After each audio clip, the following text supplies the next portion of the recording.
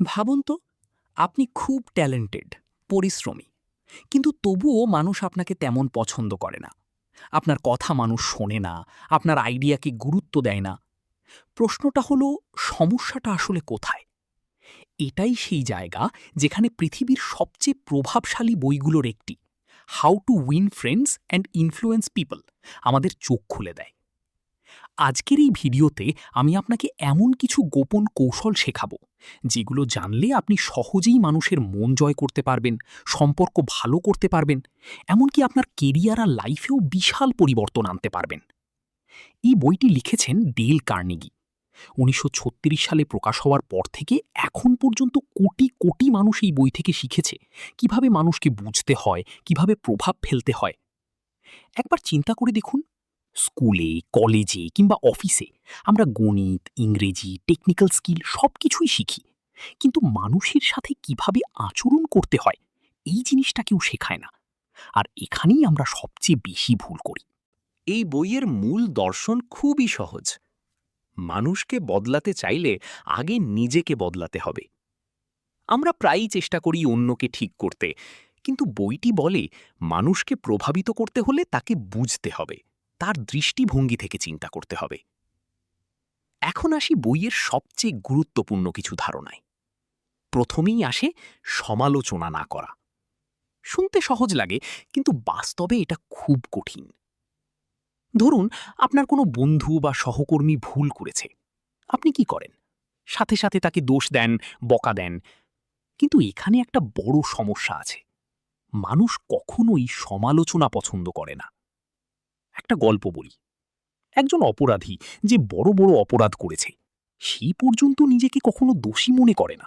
সে মনে করে সে ঠিকই করেছে। তাহলে ভাবুন, সাধারণ একজন মানুষকে যদি আপনি দোষ দেন, সে কি আপনাকে পছন্দ করবে? না, বরং সে আপনার বিরুদ্ধে হয়ে যাবে। এখানেই বইটি পাওয়ারফুল হয়ে ওঠে। মানুষকে বদলাতে চাইলে তাকে সমালোচনা না করে বুঝতে হবে। দ্বিতীয় গুরুত্বপূর্ণ ধারণা, প্রশংসা করা।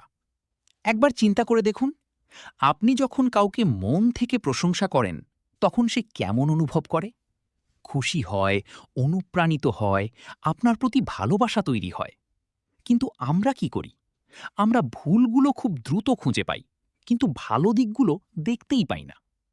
বইটি বলে, মানুষের মধ্যে সৎভাবে প্রশংসা করুন। এটা ফেক বা চাটুকারিতা নয়, এটা হলো সত্যিকারের অ্যাপ্রিসিয়েশন। ধরুন, আপনার টিমের কেউ ছোট একটা কাজ ভালো করেছে। আপনি যদি তাকে বলেন, তুমি দারুণ কাজ করেছ, এই ছোট একটা বাক্য তার আত্মবিশ্বাস কয়েক গুণ বাড়িয়ে দিতে পারে। তৃতীয় ধারণা, মানুষকে গুরুত্বপূর্ণ মনে করানো। মানুষের সবচেয়ে বড় চাহিদা কি জানেন?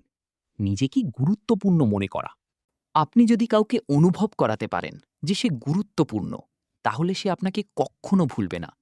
একটা ছোট উদাহরণ, আপনি যদি কারো নাম মনে রাখেন এবং তাকে নাম ধরে ডাকেন, সে ইনস্ট্যান্টলি আপনার প্রতি একটা আলাদা কানেকশন অনুভব করবে। কারণ নাম হলো মানুষের কাছে সবচেয়ে মধুর শব্দ। চতুর্থ ধারণা, মানুষকে নিজের মতো ভাবতে শেখানো। আমরা প্রায়ই তর্ক করি, অন্যকে বোঝানোর চেষ্টা করি, কিন্তু বইটি বলে তর্কে জেতা মানে আসলে হারা। কারণ আপনি তর্কে জিতলেও অন্য মানুষের মন হারিয়ে ফেলেন। তাহলে কি করবেন? মানুষকে সরাসরি বলবেন না তুমি ভুল, বরং তাকে এমনভাবে গাইড করুন যেন সে নিজেই বুঝতে পারে। এটা অনেকটা এমন, আপনি কাউকে পুশ না করে জেন্টলি লিড করছেন। এখানেই আসল ইনফ্লুয়েন্স তৈরি হয়। এখন প্রশ্ন হলো, এই জিনিসগুলো আপনি আপনার জীবনে কিভাবে ব্যবহার করবেন? ধরুন, আপনি একজন স্টুডেন্ট। আপনি যদি আপনার শিক্ষককে সম্মান দেখান, তার কথা মন দিয়ে শোনেন, আপনি অটোমেটিক্যালি তার ফেভারিট হয়ে যাবেন। আপনি যদি একজন চাকরিজীবী হন, আপনি যদি আপনার বস বা সহকর্মীদের সাথে ভালো ব্যবহার করেন, তাদের অ্যাপ্রিশিয়েট করেন, আপনার প্রমোশনের চান্স অনেক বেড়ে যাবে। আপনি যদি ব্যবসা করেন, আপনি যদি কাস্টমারকে গুরুত্ব দেন, তার কথা শোনেন, সে বারবার আপনার কাছেই আসবে। একবার চিন্তা করে দেখুন, এই সিম্পল স্কিলগুলো যদি আপনি মাস্টার করতে পারেন, আপনার লাইফ কতটা বদলে যেতে পারে। এখন আসি কিছু পাওয়ারফুল আইডিয়াতে। প্রথমটি, মানুষকে সমালোচনা করবেন না, বুঝতে চেষ্টা করুন। কারণ মানুষ যুক্তি দিয়ে না, অনুভূতি দিয়ে চলে। দ্বিতীয়টি, সত্যিকারের প্রশংসা মানুষের হৃদয় জিতে নেয়। তৃতীয়টি, মানুষ নিজের গুরুত্ব অনুভব করতে চায়। চতুর্থটি, আপনি যদি অন্যের দৃষ্টিভঙ্গি বুঝতে পারেন, আপনি তাকে সহজেই প্রভাবিত করতে পারতেন। এই লাইনগুলো শুধু কথার কথা নয়, এগুলো আপনার জীবনের গেম চেঞ্জার হতে পারে। শেষে একটা কথা বলি, এই বইটি আসলে আপনাকে শেখায় না কিভাবে মানুষকে ম্যানিপুলেট করতে হয়, এটা শেখায় কিভাবে মানুষকে জেনুইনলি রেসপেক্ট করতে হয়, বুঝতে হয়, ভালোবাসতে হয়। আর যখন আপনি সত্যিকারে মানুষকে গুরুত্ব দেন, তখন মানুষ আপনাকে গুরুত্ব দিতে বাধ্য হয়। হয়তো আজ আপনি ভাবছেন এগুলো তো খুব সিম্পল, কিন্তু এখানেই বেশিরভাগ মানুষ ভুল করে। সিম্পল জিনিসগুলোই আমরা ফলো করি না।